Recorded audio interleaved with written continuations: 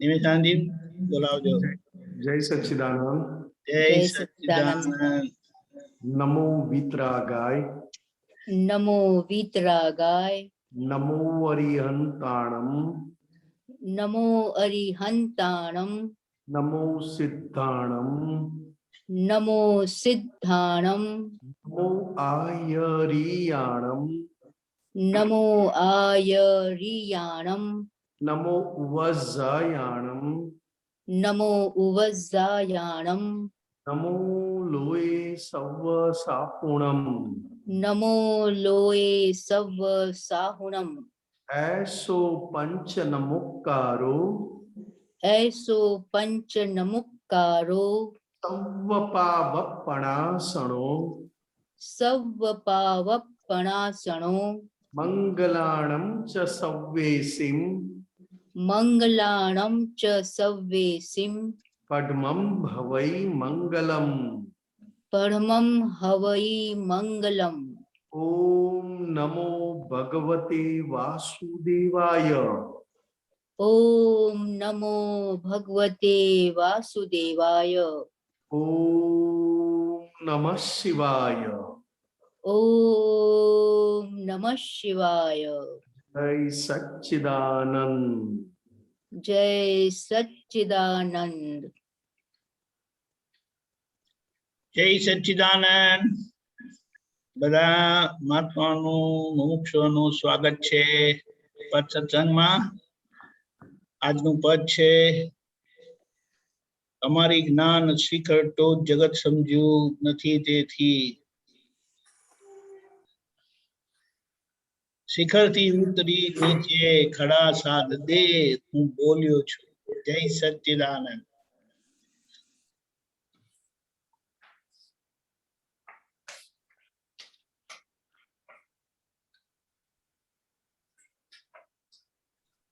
જય સચ્ચિદાનંદ.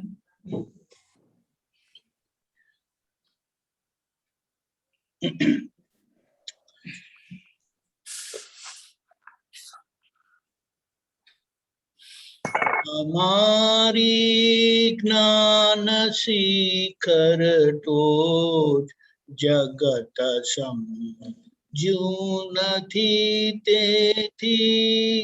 શિખરથી ઉતરી નીચે ખડાસા દે હું બોલ્યો છું.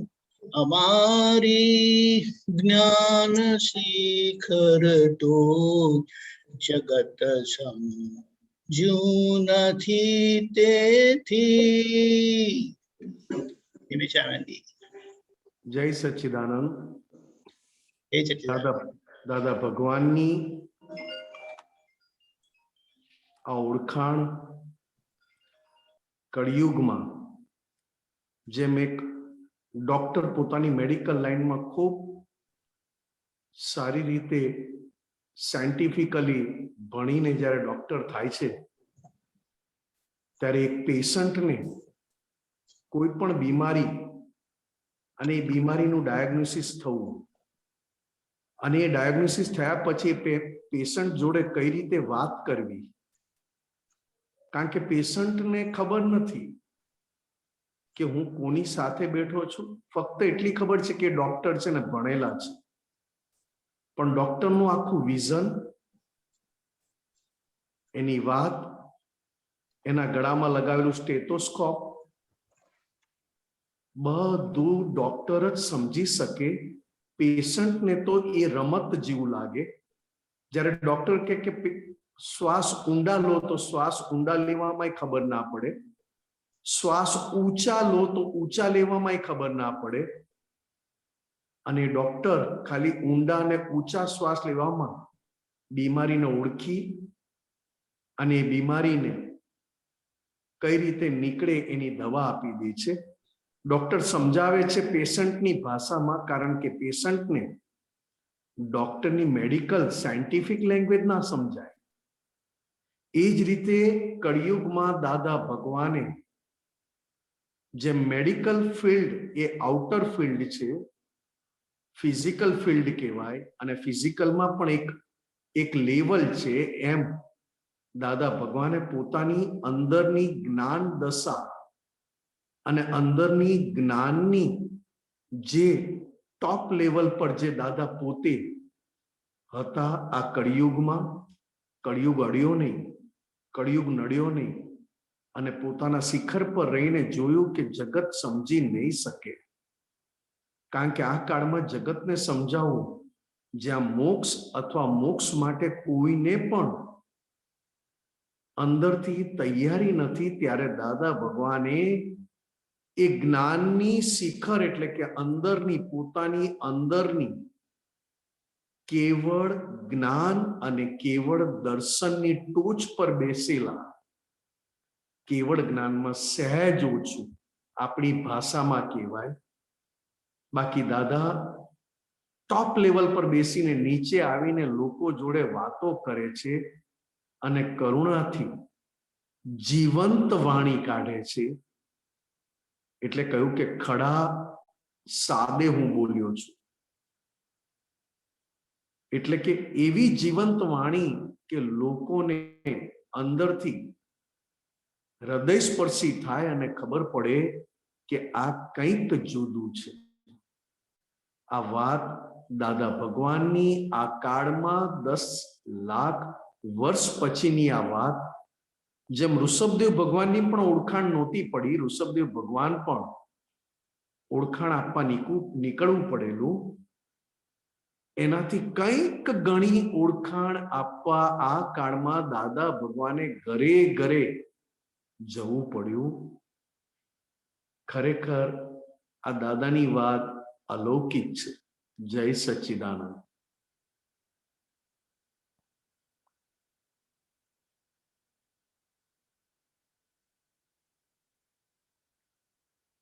અવાજ નથી દીપકાનંદજી, અવાજ. જય સચ્ચિદાનંદ. સોરી. જગતના પૂર્ણ અવતારો અમારી સાહેબીથી દંગ, વિશેષણ ભાષ્યથી હું પરાપુ વેથી ઉપરી છું. દાદા ભગવાન કળિયુગમાં આવી દશા, આવી પ્યોરિટી, જે બધા શબ્દો ટૂંકા પડે, બધા વિશેષણ એટલે કે સ્પેશિયલ વર્ડ પણ ઝાંખા પડે, એવી દાદા ભગવાન ન માની શકાય, ન કલ્પી શકાય એવી સાહેબી. કઈ સાહેબી? તો કે અંદરની વિતરાગ સાહેબી.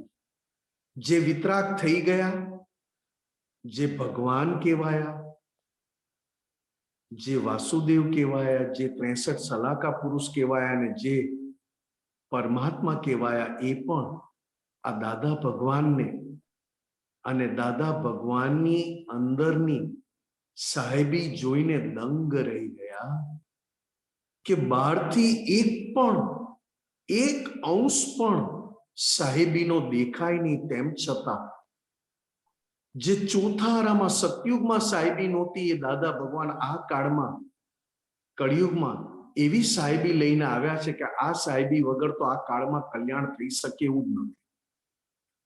કારણ કે એટલી બધી પ્યોરિટી જે ચોથા આરામાં પણ નહોતી. કારણ કે ચોથા આરામાં સંપૂર્ણ થયા પછી જગત કલ્યાણ કરવા જાય તો એ ફક્ત અમુક માટે જ ખુલ્લું હતું. ત્યારે દાદા ભગવાન કે આ તો જે ભેગો થયો એનું કામ થયું. એટલે દાદાનો એ બધું જોઈને બધાએ કહ્યું કે આમને કયા વિશેષણ આપવા, કયા વિશેષણથી, કઈ સ્પેશિયલ વર્ડ વાપરો જેનાથી એમને પૂજવા, એ પણ નહોતું. અને છેલ્લે પાછું કહ્યું દાદાએ કે બધા ભાષ્યથી, બધા વિશેષણથી તો હું પર છું જ, એવું જોરદાર અમે આશ્ચર્ય સાથે ઐશ્વર્ય લઈને આવ્યા છીએ. અને કેવા છીએ તો કે પૂર્વેથી અમારો કોઈ ઉપરી ના થઈ શકે અને તેમ છતાં કોઈને અમે નીચે પછાડી ના શકીએ એવા લોકોના હૃદયમાં સમાઈને અમે ઉપરી થઈને છીએ, પણ બધાના હૃદયને સાચવીને ને હૃદયમાં સમાઈને આ દાદા ભગવાને પોતાની પ્યોરિટીના દરેકને દર્શન આપ્યા છે. જય સચ્ચિદાનંદ. નિમિષાનજી, આ ભાષ્ય એટલે શું? ભાષ્ય એટલે આપણને ઘણીવાર બહારથી જોઈને એમના માટે કંઈક સાહેબ, કેમ છો સાહેબ, આવું કંઈક કહેવાની ઈચ્છા થઈ જાય. બહારથી દેખાય એના ઉપરથી આપણને કંઈક વધારે સ્પેશિયલ વર્ડ્સ વાપરવાની ઈચ્છા થાય. ત્યારે દાદા ભગવાન કહે છે, હું બધા વિશેષણ અને બધા ભાષ્યમાન દેખાવોથી હું પર છું. જે મને ઓળખી શકશે એ આખું જુદો હશે, એ ઉપાદાને જુદું હશે અને એ લાયકાત વાળો પણ જુદો હશે. કારણ કે દાદાએ તો બધું જ જોઈ લીધું કે છેલ્લે કીધું કે ભેગો થાય એનું કામ થવું જોઈએ. એટલે કોઈ પણ ભાષ્ય એટલે આપણને લાગેલું ભાષેલું એ દાદા ભગવાનનું બહારથી હતું નહીં. તેમ છતાં ત્રણેય લોકના ઉપરી હતા અને 14 લોકના નાથ હતા. જય સચ્ચિદાનંદ પતંગજી. જય સચ્ચિદાનંદ. એક બાજુ તો એવું બી કીધું છે ને, મને ઓળખેલો મારા જેવો જ થઈ જાય એમ કે. 100% સાહેબ. એ આગળ પદમાં આવે છે દીપકાનંદજી. રાઈટ. હા, એ બહુ જ મોટી વાત છે સાહેબ. જગત બ્રહ્માંડ નો મૂળાલ અમારા 5 વાક્યોમાં ફક્ત એક શબ્દ સો સર્વો વિંદે ઉર ત્યાં જ બેડા પાર. દાદા ભગવાને જગત બ્રહ્માંડ પોતાના મન વચન કાયા અને અંતસ્કરણને દાદા ભગવાને જગત અને બ્રહ્માંડ કહ્યું છે. અહીંયા એનો અર્ક શું છે? એનો મૂળ અર્ક કયો છે? મૂળાર્ક.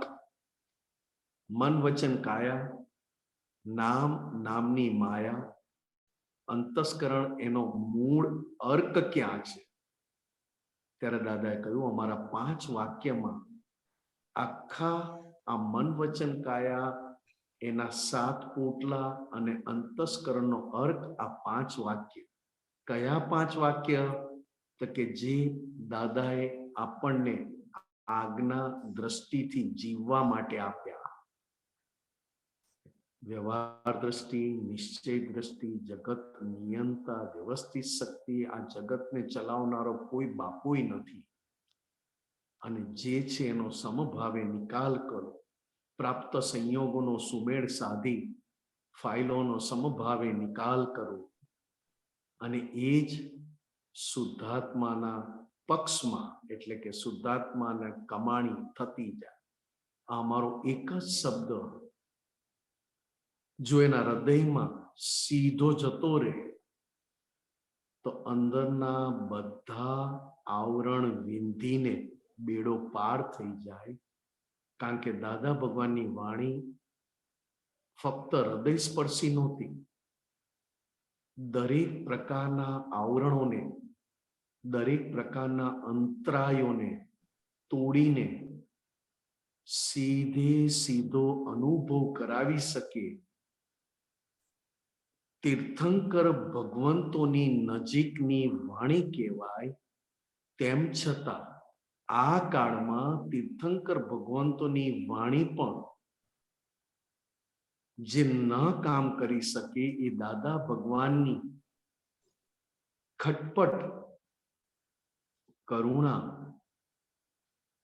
અને ખૂબ કડક વાણીએ અંદરના કંઈક આવરણો વિંધી નાખ્યા.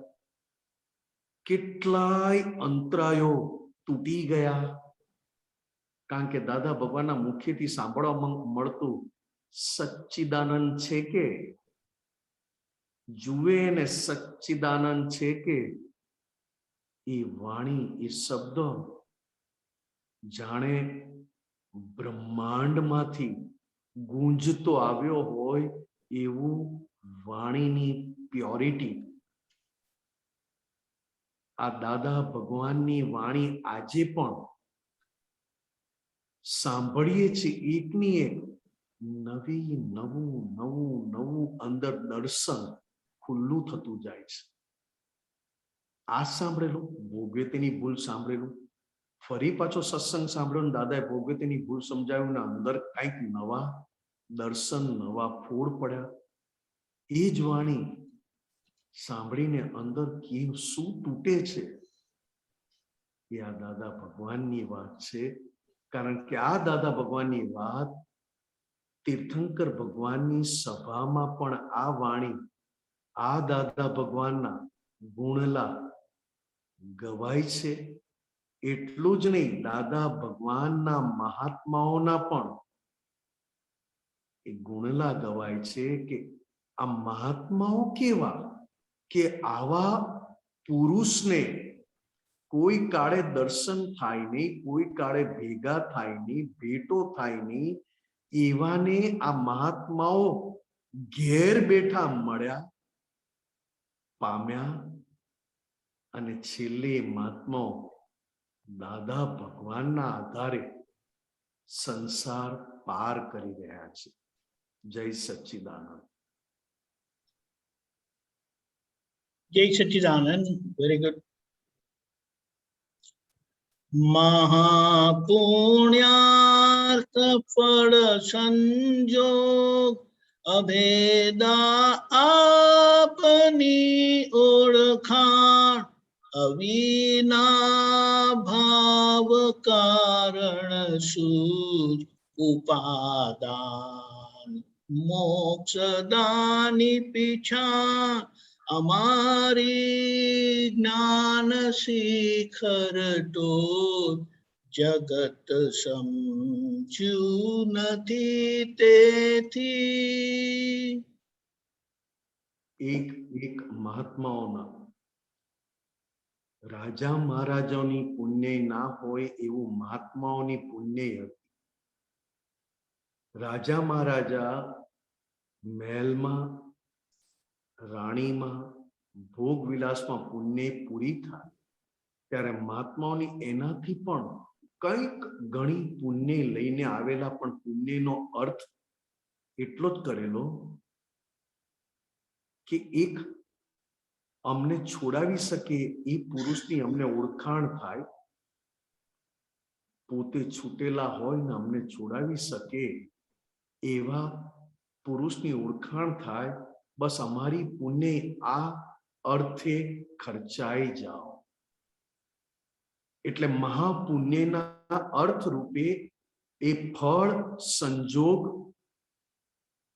કારણ કે પુણ્ય પાછળ આખો ભાવ મૂકી દીધેલો કે અમારી પુણ્ય અમારે સંસાર અને સંસાર સુખ માટે વપરાવી નથી. જો અમને આવા પુરુષ મળી જાય તો અમારી પુણ્ય એને મળવામાં એના ફળ રૂપે એ સંજોગ ભેગો થયો. ઓળખાણ કરવી ના પડી, ઓળખાણ થઈ ગઈ. દાદા ભગવાન પણ એવા કે જેને મળ્યા તેને ઓળખાણ આપોઆપ થઈ ગઈ. અભેદા આપની ઓળખાણ. ખબર નથી કેવી રીતે ઓળખાણ થઈ. આ દાદા ભગવાન ઓળખાણ ઓળખ્યા કેવી રીતે? આટલી બધા આવા ઊંચા પુરુષ. ત્યારે એક દાદાએ કહ્યું હતું કે આ મહાત્માઓ ખૂબ સંસાર ભોગવીને આવેલા છે, ખૂબ સંસારના સુખ ભોગવીને આવેલા છે, પણ એ સંસારના સુખોથી એટલા બધા અંદરથી કંટાળ્યા. ત્યારે જઈને કહ્યું કે હવે કોઈ પણ ભાવનું ફળ આવે નહીં, ફક્ત એક છોડાવનાર પુરુષનું જ અમને ફળ મળે, અવિના ભાવ. એનાથી એ અવિના ભાવથી સંસારિક ફળ ક્યાંય અમને મળે નહીં, ફક્ત અમને છોડાવનાર અને અમને કાયમ માટે મુક્તિ અપાવનાર પુરુષ ભેગા થાય એના લીધે એક એવી કુદરતી સૂઝ એટલે કે બક્ષિસ મળી જેને દાદા ભગવાને ઉપાદાન કહ્યું. કયું ઉપાદાન? તો કે જ્ઞાની પુરુષને ઓળખી શકે એટલું જ ઉપાદાન મહાત્માઓમાં જાગૃત થયું. બીજું મહાત્મા પાસે કોઈ વ્યવહાર નહોતો, બોલવાનો, જીવવાનો, ખાવાનો, રહેવાનો. એક જ ઉપાદાન. કયું? તો કે મોક્ષદાનીની પીછા. મોક્ષદાની મને ઓળખાશે. તો કે એવી સૂઝ અંદર પ્રગટી કારણ સ્વરૂપે, જેને આગળ જતા ઉપાદાન સ્વરૂપે દાદાએ જોયું અને મોક્ષદાનીની પીછાણ કરાવી. આ દાદા પોતે એવું પોતાનું ચારિત્ર લઈને આવેલા, સામેવાળાની ઉપાદાન જાગ્રત ના હોય તો જાગ્રત થઈને મોક્ષદાની ને ઓળખી શકે એવું ઐશ્વર્ય, એવું ચારિત્ર આ દાદાએ જ પ્રગટાવેલું છે. જય સચ્ચિદાનંદ. જય સચ્ચિદાનંદ. સમજથી ક્ષણ જીવે નિર્ભેદ, જગત સંસારે મર જીવા, ગીતા રામાયણા ઇતિહાસ અમારા, ખેલ નાટ્ય લીલા શિખરથી ઉતરી નીચે ખડા છા, તે હું બોલ્યો છું. અહીંયા દાદા ભગવાને મહાત્માઓને પણ ઉલ્લેખ કર્યો છે કે આ દ્રષ્ટિ પામ્યા પછી એવી સમજ અંદર પ્રગટી, ભેદ અને અભેદ વચ્ચેનું નિર્ભેદ દશા પુરુષાર્થ સ્વરૂપે કામ કરે. સમજ એવી થઈ તૈયાર કે ક્યાંય ભેદ ના પડે, અભેદ દ્રષ્ટિ પરિણામ સ્વરૂપે થઈ નથી અને નિર્ભેદ એ પુરુષાર્થ અંદર ક્ષણે જીવ્યા કરે. એટલે સંસારમાં જીવે ખરા, સંસારમાં રહે ખરા, પણ આ સમજ અને આ સમજથી સંસાર રૂપી સમુદ્રમાં મહાત્માઓ મરજીવા ડૂબે નહીં. સંસાર સમુદ્રમાં તર્યા કરે, દરિયાના પેટાળ એટલે કે છેક નીચે સુધી જાય અને સંસાર સમુદ્ર વલોવીને પોતે પાછા નિર્ભેદ સ્વરૂપે સંસારમાં જીવે. બધાની સાથે જેવા જેવા હિસાબ લાવ્યા છે એ બધા હિસાબમાં બધા રોલ કર્યા પછી પણ મરજીવા રૂપે હું બધે સંસારમાં દરેક હિસાબમાં મરેલો છું અને જ્ઞાનીની દ્રષ્ટિએ હું નિર્ભેદ છું. એટલે હું જન્મ મરણથી મુક્ત એવો મરજીવો છું. કારણ કે સંસારમાં આવ્યા પછી દાદાની સમજ કઈ? તો કે ફક્ત વ્યવહારથી જ હું ઓળખાણ વાળો છું અને ઓળખાણ વાળો વ્યવહાર એ મારો પોતાનો નથી, જે મરી રહ્યો છે તેનો છે. અને હું તો મરજીવો છું, મરીને જીવી ગયેલો મરજીવો છું. એટલે કે સંસાર જેમ સમુદ્રમાં એવા મરજીવા હોય, સંસાર સમુદ્રના પાતાળમાં જઈને વનસ્પતિ લઈ આવે, નીચે જઈને મોતી લઈ આવે, એ મોતી કયા શંખમાં છે શંખ પણ ઓળખી શકે અને પાછો લઈને ઉપર આવે. એટલે આ બધું કરવા છતાં પોતે આ બધી ક્રિયામાં પોતે મરેલો છે, કરનારો નથી. એટલે રામાયણ જોઈ લો, કૃષ્ણ ભગવાનની ગીતા જોઈ લો, બધા ઇતિહાસ જોઈ લો, ફક્ત નાટકના પાત્ર રૂપે ખેલ ભજવ્યા છે બધાએ. કોઈએ કોઈની જોડે વેર બાંધ્યું નથી. એ કોણ? તો કે જેમણે આ દ્રષ્ટિ પામ્યા પછી, ક્ષાયક શંકિત થયા પછી સૌળી સમજણ વાળો, એ બધા કર્મના હિસાબમાં કર્મના રોલ ભજવે, પણ ક્યાંય પોતે એ રોલનો માલિક ના હોય. અને રોલનો માલિક ના થાય એટલે ફક્ત નાટક ભજવ્યું કહેવાય, ક્યાંય પણ ફસાઈ ના પડે.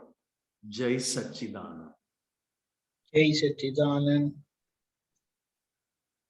પરમ સતયોગે પૂર્ણા પૂર્ણ ભીતર મુખ તત્વે શૂન્ય જહું જગત ઇતિહાસમાં અપવાદ દ્વિપાખે મોક્ષદાની છું શિખરથી ઉતરી નીચે ખડા સાદે હું બોલ્યો છું.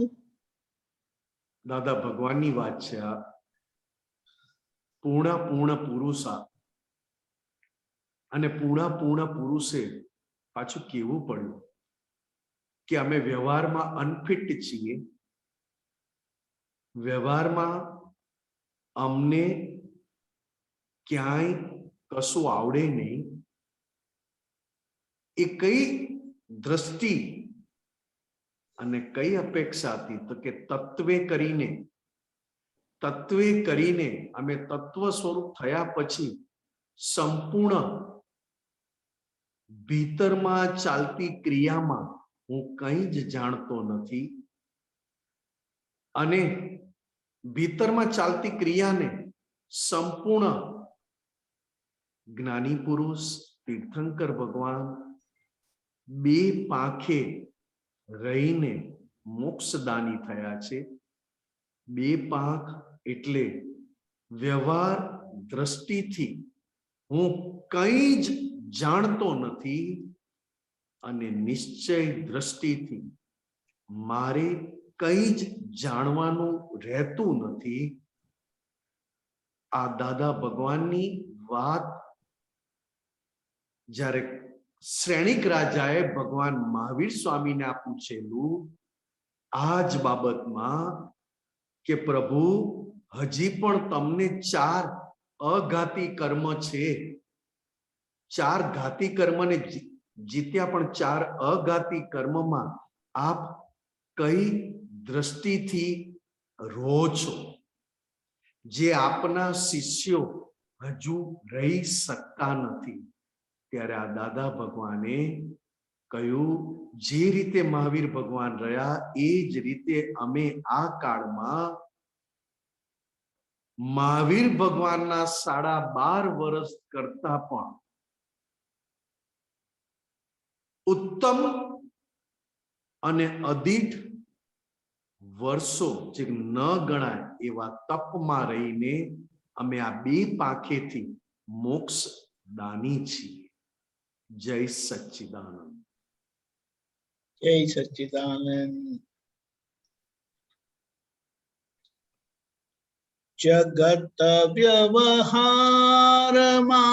નિશ્ચય અભેદાત્મા જ મૂળ નિરપેક્ષ જીવો જાણો જીવનનો અર્થ પરમ અર્થે કહ્યું સાપેક્ષ અમારી જ્ઞાન શિખર તો જગત સમજ્યું નથી તેથી આ સાપેક્ષ જગતમાં સાપેક્ષ એટલે એકબીજાના આધારે અને એકબીજાના મદદથી આ સાપેક્ષ જગતમાં જો નિશ્ચય સાબુત ના રહે તો નિરપેક્ષ એટલે કે પોતે હું બધે જ છું અને બધામાં છું આ દાદા ભગવાનની પોતાની દશા અને દ્રષ્ટિની વાત છે કે નિરપેક્ષ સ્વરૂપે અમે બધામાં રહ્યા અને સાપેક્ષ સ્વરૂપે અમે વ્યવહારમાં રહ્યા જ્યાં જે વ્યવહાર મળ્યો જ્યાં જે વ્યવહાર ભેગો થયો એને સાપેક્ષ કહ્યું કારણ કે સાપેક્ષ વગર વ્યવહાર હોય નહીં અને એ વ્યવહારમાં અમે અમારી અભેદ દ્રષ્ટિ અમારો અભેદ આત્મા અકબંધ હાજર ને હાજર રાખ્યો જેને નિરપેક્ષ કહ્યું એટલે દાદાનું સૂત્ર છે જે વ્યવહાર નિશ્ચયનું પ્રતિપાદન કરે તેને શુદ્ધ વ્યવહાર કયો છે આ એક એક દાદાની બધી બહુ જ વાતમાં છે ઘણું બધું છે પણ આજે જગત વ્યવહાર એટલે કે મન વચન કાયામાં અને મન વચન કાયાથી થતા વ્યવહારમાં મન વચન કાયાના માં થતો વ્યવહાર અને કાયાથી થતો વ્યવહાર એમાં નિશ્ચય જો હાજર ના હોય તો નિરપેક્ષ એટલે કે મૂળ હું શુદ્ધાત્મા છું એ ભૂલી જવાય ત્યારે જઈને સાપેક્ષ સ્વરૂપે એટલે કે જગતની સામે એક નૈમિતિક સ્વરૂપે દાદાએ કહ્યું જીવો જાણો જીવનનો અર્થ ફક્ત મિકેનિકલી જીવન શાના માટે છે તો કે આ સાપેક્ષ અતિ કરુણાએ કરીને સાપેક્ષ વાત કરી અને સાપેક્ષમાં નિરપેક્ષ રહેલું છે જય સચ્ચિદાનંદ જય સચ્ચિદાનંદ નિમેશાનંદજી ભરતભાઈ આવી ગયા છે જી જી જી નથી ફુરસદ જગતને આજ કરમનો ભાર ખીચો ખીચ વિદ્યા પરમાણુ કરતા ભાન ને આયુ શ્વાસોચ્છ્વાસ સીમિત અમારી જ્ઞાન શિખર ટોચ જગત સમજ્યો નથી તેથી જય સચ્ચિદાનંદ ભરતભાઈ જય સચ્ચિદાનંદ આ 4 લાઈનમાં દાદા ભગવાનનું અતિ ગુપ્ત રહસ્ય જગતને ફુરસત કેમ નથી તો કે કેવાય કરમનો ભાર ખીચો ખીચ પણ ખરેખર રહસ્ય શું છે આમાં કર્મનો ભાર લાગે છે કેમ તો કે એક એક કર્મમાં કર્તાનો ભાર નાખ્યો છે હું નિમેષ છું અને મને આવું ગમે છે કર્તાના ભાન સાથે જે કર્મ બાંધ્યા એ કર્મનો ભાર એટલો બધો ભારરૂપ થઈ ગયો આ કળિયુગમાં એટલે દાદા કહેતા કે સતયુગમાં હાઈટ ઊંચી, ત્રીજા આરામાં હાઈટ ઊંચી, ખૂબ ઊંચી હાઈટો, અને કર્મનો ભાર ચણાના દાણા જેટલો, અને પંચમ આરામાં હાઈટ 5-5.5 ફૂટની અને કર્મનો ભાર પહાડ જેટલો. એટલા બધા કરતાપણાના ભાન સાથે એવા કર્મ બાંધેલા હોય કે ખબર ના પડી કે ક્યારે શું બાંધી દીધું અને કયા કરતાપણાના ભાન વાળું. કારણ કે કરતા વાળું ભાન કર્મ એવું બાંધે કે શ્વાસ ઓછા પડેનો વાંધો નથી, લેવા મુશ્કેલ થઈ જાય છે. કારણ કે ઘરમાં ઊંચા શ્વાસે દરેક જણા કળિયુગમાં વાત કરે તો ઊંચા શ્વાસ, સામસામી જુએ તોય ગરમ શ્વાસ, અને જ્યારે જ્યારે ભેગા થાય ત્યારે શ્વાસ પોતાની સત્તામાં ના હોય તે રીતે છાતીમાં અવાજ આવ્યા કરે. તો ત્યાં દાદા ભગવાનને ઓળખવા, દાદા ભગવાનને ભેગા થવું અને શું માંગવું, શાના માટે ભેગા થયા એ ક્યાંથી ઓળખાય. એટલે પાછું આગળ દાદા ભગવાને કહ્યું. ભરતભાઈ. વિના સર્વજ્ઞની કૃપા મહામુશ્કેલ અનુભૂતિ, પૂરવ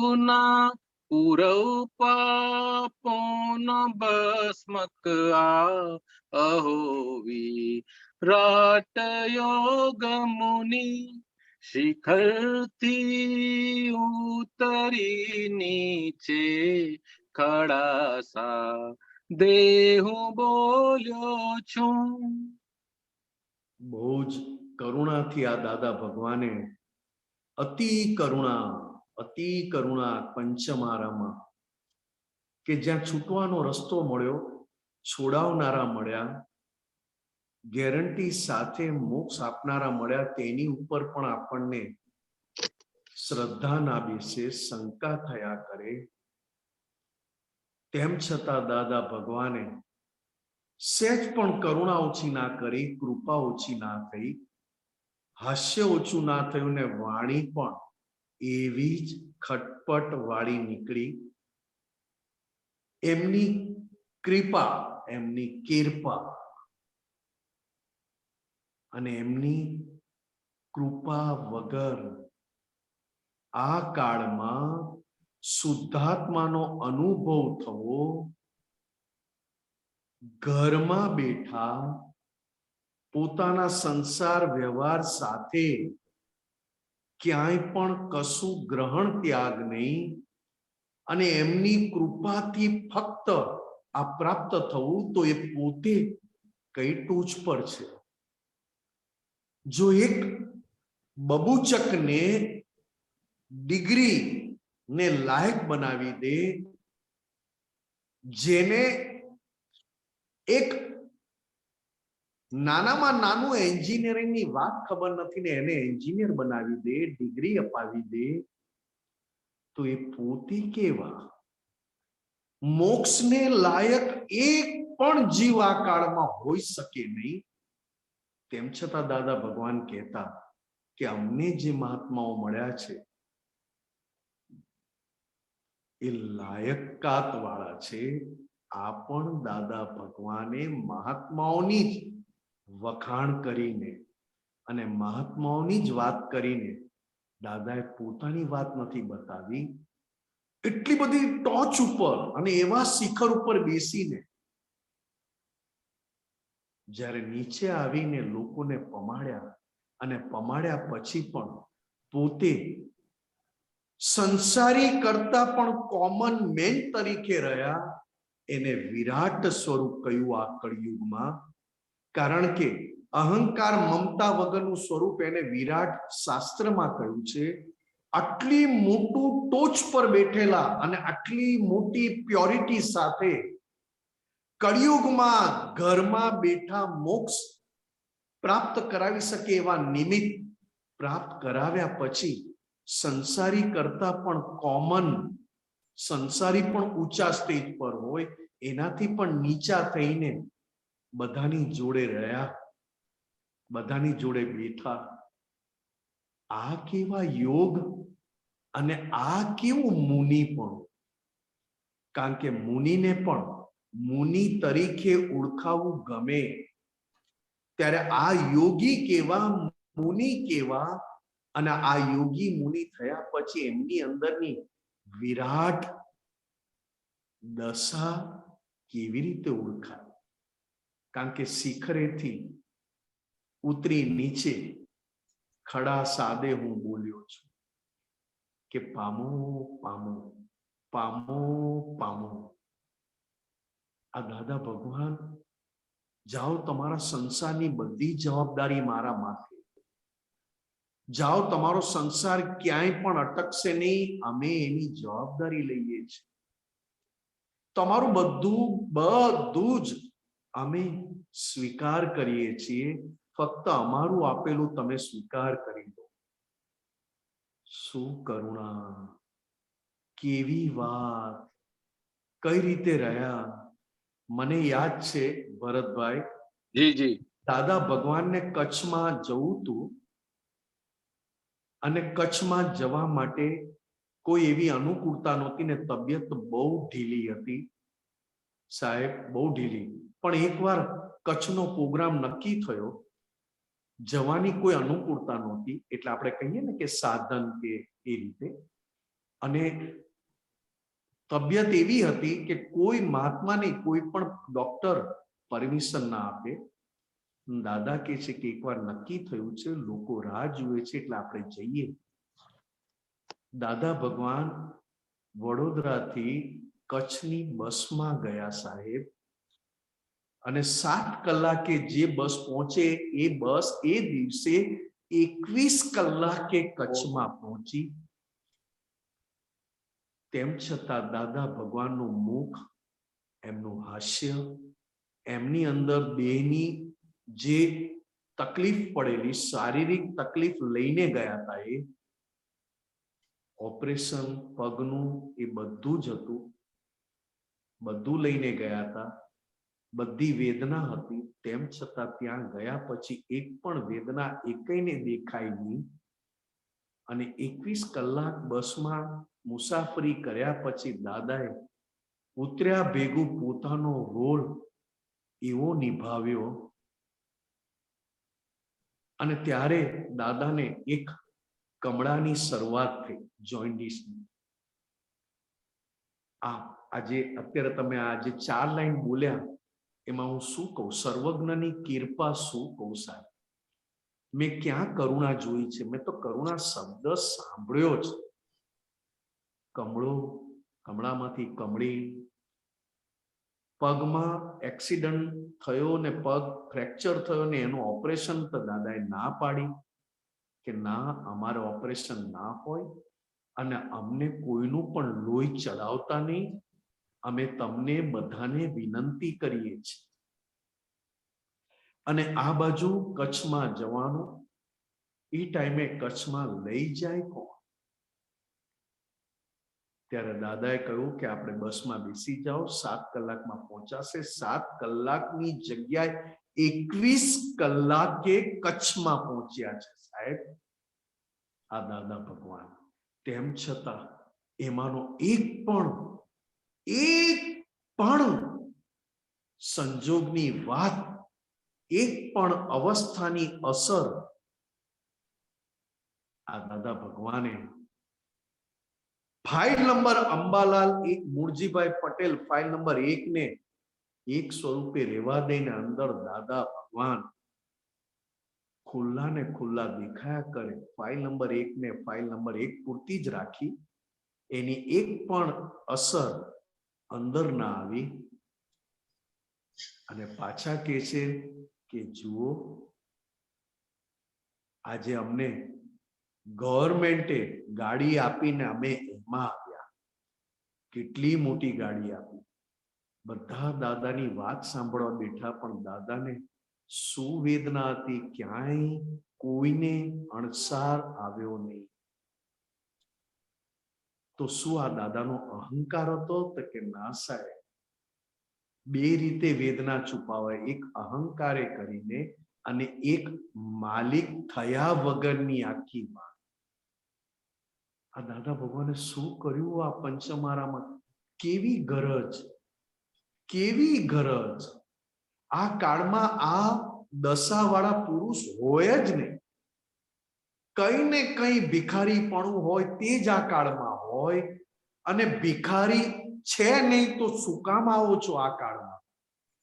કારણ કે અમારી ભિખારીપણું પોષાય તો તમે જ્ઞાની, અમારું ભિખારીપણું સંતોષાય તો તમે પરમાત્મા. અને ભિખારી ના હોય તો આ કાળમાં હોય જ નહીં. અને સંપૂર્ણ ભિખારી થયા વગરના પુરુષ બધાનું ભિખારીપણું તોડવા માટે આવેલા. અને એ પુરુષ જ્યારે આવી જબરજસ્ત એમની ટોચ, એમનું શિખર, એમની એ લેવલ સહેજ પણ ખંડિત ના થયું. અને નીચે આવ્યા પછી દરેકના લેવલ ઉપર ગયા. મહાત્માઓની દશા ઊંચે ગઈ. યા દાદા ભગવાનનું કેવું સામર્થ્ય સાહેબ!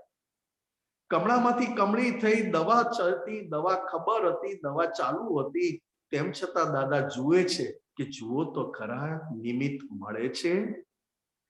કમળામાંથી કમળી સુધી પહોંચાઈ ગયેલું શરીર પીળું પીળું પીળું.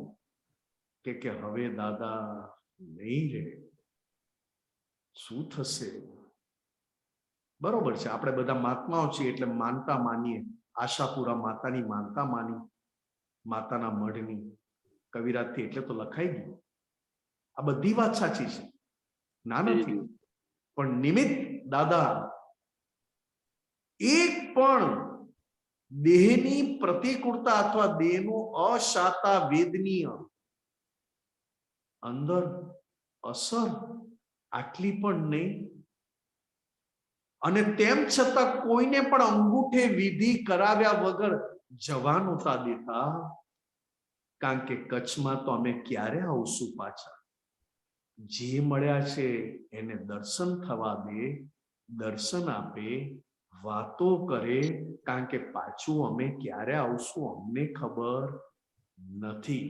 આજે મળ્યો છે તો એનું કામ થઈ જવું જોઈએ. આ દાદા ભગવાન.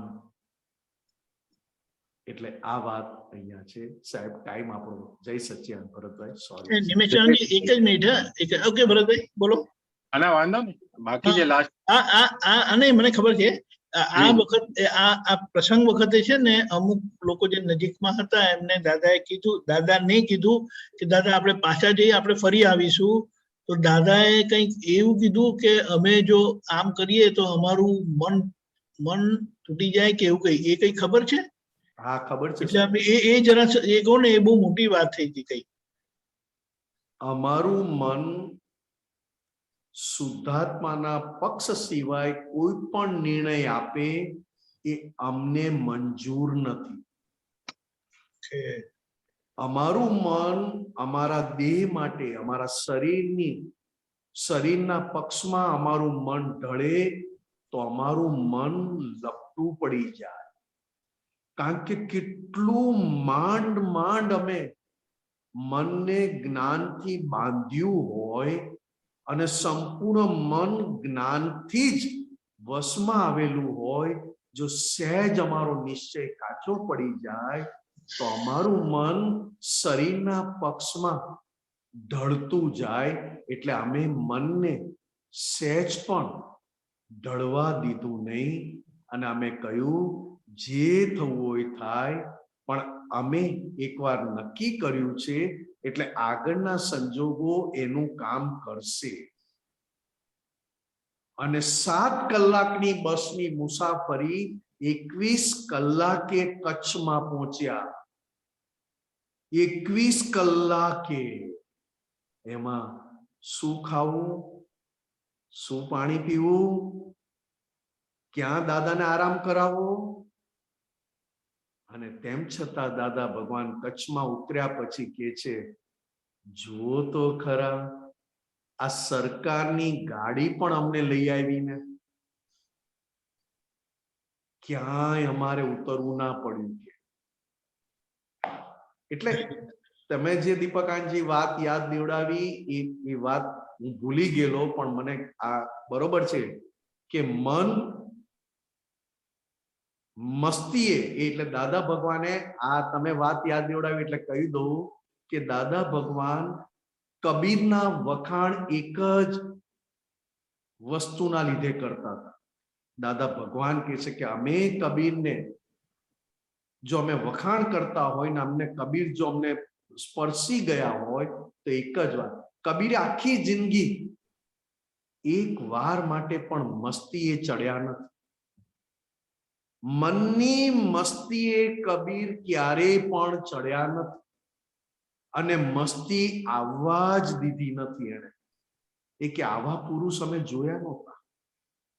ત્યારે દાદા ભગવાન પાછા કહે છે કે જ્યારે અમને પણ જ્ઞાન નહોતું ને ત્યારે અમે આવા કબીર જેવા આવા કડક નહોતા. સહેજ સહેજ અમારે મસ્તી ચડી ગઈ.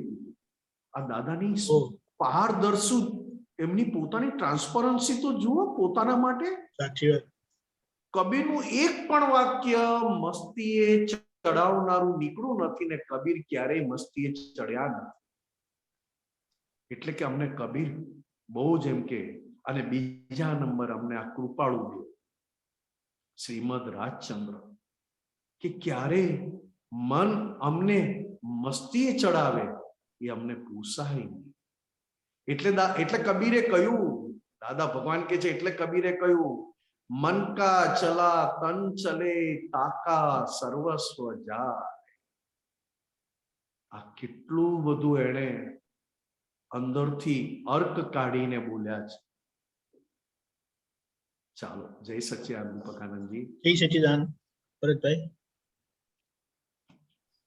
અવસ્થા માત્ર અસ્પર્શ, અડે નહીં કર્મ પ્રકૃતિ, અનુપમ સિદ્ધ જ્ઞાનાકાર, પરમ આશ્ચર્ય પૂર્ણાહુતિ, અમારી જ્ઞાન શિખર ટોચ, જગત સમજ્યું નથી તેથી, શિખરથી ઉતરી નીચે, ખડાસા દેહું બોલ્યો છું. આ જ વાત ભરતભાઈ, દાદા ભગવાનની આ જ વાત. કોઈ પણ અવસ્થા એમને સ્પર્શી નહીં. ઊંચામાં ઊંચી પ્રતિકૂળતા વાળા સંજોગ પણ અવસ્થા રૂપે રહ્યા, સ્પર્શ રૂપે ના થયા. કોઈ પણ પ્રકૃતિમાં લઈ આવેલું ગનેગારી એટલે કે કર્મરૂપી ગનેગારી એ એમને અડી નહીં. કેમ? તો કે એક જ વાત, પોતે જ્ઞાને કરીને એવા જ્ઞાન સ્વરૂપ થયા હતા, કેવળ જ્ઞાન સ્વરૂપ, જ્ઞાનાકાર. વ્યવહારમાં અવસ્થા આવીને અવસ્થાને જ્ઞેય સ્વરૂપે જોયા અને જ્ઞેય સ્વરૂપે જોનાર પોતે જ્ઞાન સ્વરૂપ હોય જ, જ્ઞાનાકાર એટલે કે જ્ઞાતા. અવસ્થાને જ્ઞેય સ્વરૂપે જોયા પછી અને જ્ઞેય સ્વરૂપે જોનારા પુરુષ અવસ્થાથી સંપૂર્ણ મુક્ત હોય તો જ એને જ્ઞેય સ્વરૂપે જુએ ને પોતે જ્ઞાતા થઈ અને જ્ઞાનાકાર રૂપે રહે. એવું સુપર ન માની શકાય એવું આશ્ચર્ય, પરમ આશ્ચર્ય, અસંયતિ પૂજા, 11મું આશ્ચર્ય આ દાદા ભગવાન કે કર્મ ના આડે, પ્રકૃતિ ના આડે, અવસ્થા ના આડે કોઈ પણ ક્રિયા, એટલે કોઈ પણ બહારની અસર અંદર ના થાય એવું જબરજસ્ત. અને બીજી રીતે કહીએ તો બહુ સરસ આજે સત્સંગ હતો અને દાદાની વાત હતી. આપણને આપણી ગનેગારી જ મોક્ષે લઈ જશે. શું વાત છે! કારણ કે જેટલી ગનેગારી લાગે એટલો એ છૂટો રહે, અને ગનેગારીમાં વધારે ને વધારે જળ હળે આત્મા. એ બીજી રીતે કહીએ તો કવિરાજે બીજી રીતે પણ લખ્યું છે અને દાદા ભગવાને પણ બીજી રીતે કહ્યું છે, દુખડા ઉપકારી થાય, કાદવમાં કમળ થરડાય. આ વાક્ય, આ પદ, તો કે જેટલી ગનેગારી રૂપે દેખાતી જાય એ ગનેગારી જ તમને મોક્ષ હાથમાં આપીને જાય, એટલે કે મોક્ષે લઈ જાય.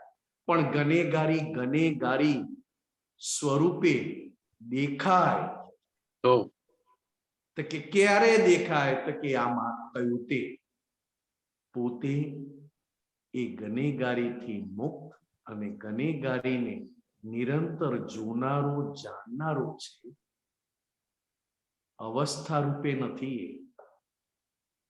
એટલે બહુ જ સરસ દાદાની વાત કે ગનેગારી તમને મોક્ષે લઈ જશે. આ જે વાત છે ને એ આમાં પણ છે. દીપકાંતજી પેલું કયું પદ? ગનેગારી જુએ ખુદની તે ગનેગારી જુએ ખુદની, હા, તે જે અવળી તે સવડી સમ્યકી દ્રષ્ટિ. હા, કવિરાજ પોતાની ભૂલો જુએ ખુદની તે સવડી સમ્યકી દ્રષ્ટિ, બીજાના ગુના જુએ તે અવળી છે મિથ્યા દ્રષ્ટિ. ગનેગારી જુએ ખુદની. જેટલું ગનેગારી પોતાનું જોતો થયો એટલો એ પોતે ગનેગારીથી મુક્ત છે, એ પ્રમાણ છે. અને જેમ ગનેગારી જોતો જાય એમ ગનેગારી શુદ્ધાત્માનો પ્રકાશ વધારે, પોતે કેવળ જ્ઞાન સ્વરૂપ કરવામાં ગનેગારી ઉપકારી થઈ પડે. અત્યારે આપણને એ ભોગવટા સ્વરૂપે લાગે છે. જય સચ્ચિદાનંદ સાહેબ. જય સચ્ચિદાનંદ. આ વિરાટ યોગી મુનિ માટે બે લાઈન બોલું છું. હા, બોલો બોલો. જી. જગત કલ્યાણ કાજ ખર્ચાયો આ ત્રિયોગ, ચાર ગતિ વંદે તેને હે વિરાટ મહાયોગ. શુદ્ધ ભાવ પહોંચી જાય ગમે ત્યારે તાર જોડ, કવિ તારા પદો એ જ પ્રેમ પત્રો દાદા જો.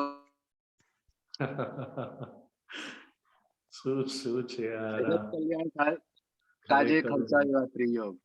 વિરાટ મહાયોગ છે દાદા ભગવાન. વિરાટ મહાયોગ સાહેબ, વિરાટ મહાયોગ. ચારે ગતિ એને વંદે છે. ચારે ગતિ આશા છે કે બસ દાદા ભગવાન મળશે તો અમારો મોક્ષ થઈ જશે. જય સચ્ચિદાનંદ. જય સચ્ચિદાનંદ સાહેબ. ભારતીભાઈ, તમે કઈ પ્રશ્ન છે? ક્વિક.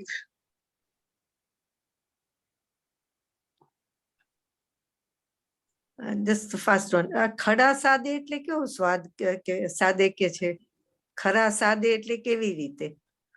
દાદાએ કહ્યું ખરા સાદે.